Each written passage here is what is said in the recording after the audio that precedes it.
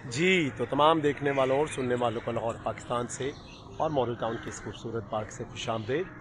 आज की बात बड़ी अमली है और कैथरीन एन पोर्टर ने बड़ा खूबसूरत कहा। उन्होंने कहा कि माज़ी बिल्कुल वैसा नहीं जैसा आप सोचते हैं कि आपने उसे छोड़ा था।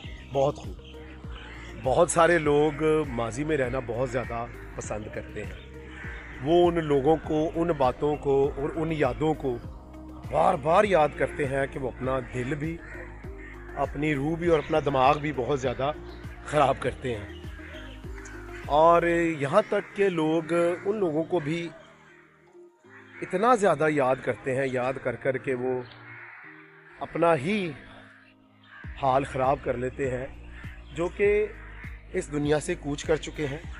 और शायद वो लोग हैं तो हैं, लेकिन उन्होंने उनकी ज़िंदगी में कभी होना ही नहीं और आना ही नहीं।